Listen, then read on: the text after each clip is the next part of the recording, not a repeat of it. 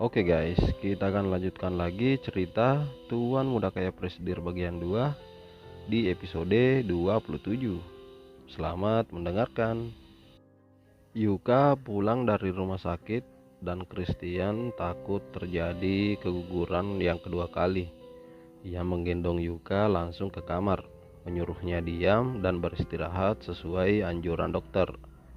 Mereka terlalu bahagia berdua sampai lupa memberitahukan kepada orang tua mereka.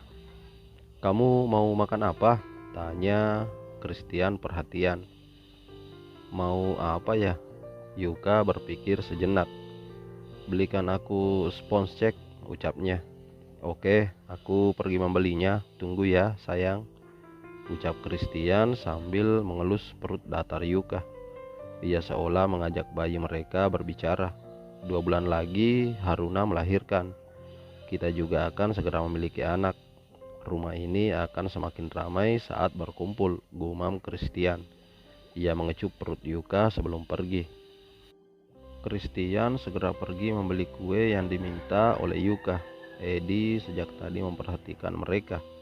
Saat mobil Christian datang dan menggendong Yuka ke kamar, Edi khawatir kalau Yuka sakit. "Bi, tolong lihat kondisi Yuka. Jangan-jangan dia sakit."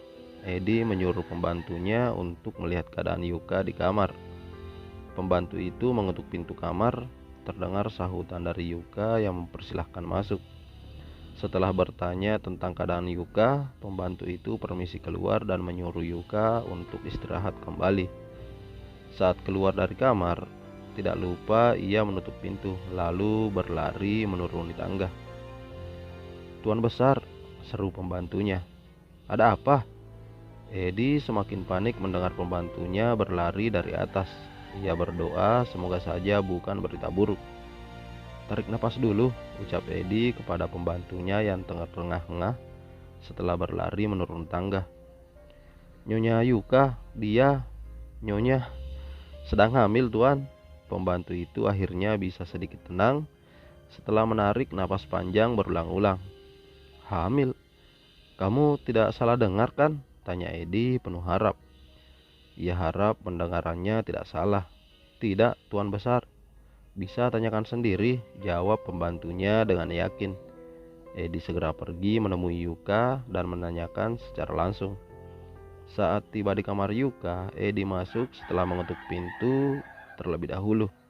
Ia bertanya kepada Yuka betapa bahagianya saat Yuka menjawab kalau apa yang dikatakan oleh pembantu mereka itu benar adanya. "Anak sialan itu, berani-beraninya dia tidak memberitahu orang lain kalau kamu sedang hamil," gerutu Edi. Ia pikir Christian menyembunyikannya dari keluarga mereka. "Tidak, Kek. Kami baru pulang dari rumah sakit. Maaf, belum sempat memberitahu kepada semua. Kami juga baru tahu sore ini setelah bertemu dengan dokter. Maafkan Yuka, Kek," ucap Yuka merasa bersalah. Mereka memang lupa memberitahu kalau Yuka sedang berbadan dua sekarang. "Susah kalian ini," Edi menggerutu lalu mengucapkan selamat atas kehamilan Yuka. Ia menyuruh pembantu untuk memanggil Seruni dan Izam. Mereka datang dengan tergesa-gesa. Pembantu itu memberitahu mereka kalau menantu mereka sedang hamil. Mereka tidak kalah bahagia mendengar Yuka hamil. Masih teringat jelas bagaimana Yuka mendapatkan vonis sulit untuk hamil. Namun Tuhan selalu yang lebih berkuasa. Akhirnya Yuka hamil. Yuka dikelilingi orang-orang yang sangat sayang padanya. Setelah ia menyerah untuk memiliki anak, mereka semua memberinya semangat. Dorongan serta doa dari mereka didengar Tuhan dan Yuka bisa hamil. Tidak menunggu waktu lama sampai bertahun-tahun. Scene berpindah. Jam 10 malam, Yuka tiba-tiba merasa lapar dan ingin makan sesuatu. Ia membangunkan Christian yang baru saja terlelap. "Sayang," panggil Yuka. "Apa sayang?" Christian sudah berbaring di ranjang. "Aku mau makan seblak mercon sama kentang panggang rasa keju sama krecek daun singkong. Tolong beliin ya." "Seblak mercon sama kentang panggang? Aku tahu makanan itu, tapi yang ketiga itu apa? Krecek daun singkong?" Itu aku baru dengar. Ganti yang lain ya. Sayang, bujuk Christian. Tidak mau, pokoknya harus dapat. Kercek itu dulu aku makan di rumah temanku, orang Garut. Kalau nggak dapat kerceknya, yang lainnya juga nggak bakal aku makan dan aku bakal nangis semalaman. Iya, aku usahakan dapat semua yang kamu mau. Tapi kalau lama bagaimana? Tidak apa-apa. Christian pun langsung menyambar kunci mobilnya di meja. Ia pergi secepatnya mencari semua pesanan Yuka. Dia sudah mendapatkan 2 pesanan Yuka, tapi pesanan terakhir itu sangat sulit Christian cari. Sedangkan Yuka sudah mengancamnya. Dalam perjalanan, Christian melihat mobil Lepi terparkir di depan sebuah klinik. Christian berhenti di belakang mobil Lepi. Ia melihat Lepi baru saja keluar dari klinik. Christian keluar dari mobilnya dan menyapa Lepi. "Lep, kamu sakit? Kenapa tidak ke klinik kantor saja tadi sore?" tanya Christian heran. "Tidak sakit. Tadi ada insiden sedikit, punggungku terluka." "Insiden apa?" "Kita pergi minum kopi sebentar. Kamu ceritakan, kenapa kamu sampai ke klinik, dan aku juga ingin bertanya sesuatu padamu," ucap Christian. Mereka pergi ke kopi shop yang hanya terhalang 2 kios dari klinik tempat Lepi berobat. Mereka duduk dan memesan kopi. Tidak beberapa lama kemudian, kopi pesanan mereka datang. "Sekarang ceritakan insiden apa dan kenapa bisa terluka?" Christian bertanya dengan heran. Lepi terlihat baik-baik saja siang tadi. Saat bertemu lagi di luar jam kantor, ternyata Lepi sakit. "Biasa dipalak preman jalanan. Kau bisa ilmu bela diri, mengapa tidak melawan?" "Malas. Kalau aku memukul mereka, pasti mereka akan membalas dendam dan masalah akan terus berkepanjangan." "Terserah kamu. Apa kamu tahu makanan yang namanya krecek daun singkong?" "Tidak. Apa Yuka ngidam makanan itu?" Lepi belum pernah mendengar nama makanan itu.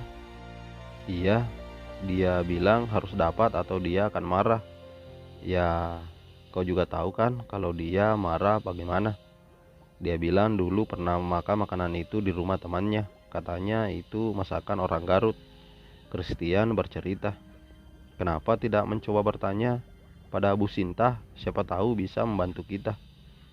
Christian menelpon Sinta dan menanyakan hal itu. Beruntunglah Christian karena ternyata Sinta juga suka makanan itu dan dia sering memasaknya.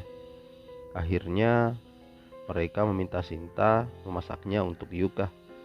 Christian dan Lepi pergi ke pasar tradisional 24 jam. Mereka membeli bahan-bahannya dan memasaknya di rumah Tristan.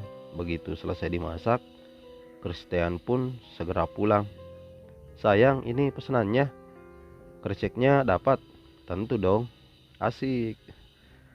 Christian tersenyum melihat betapa bahagia istrinya.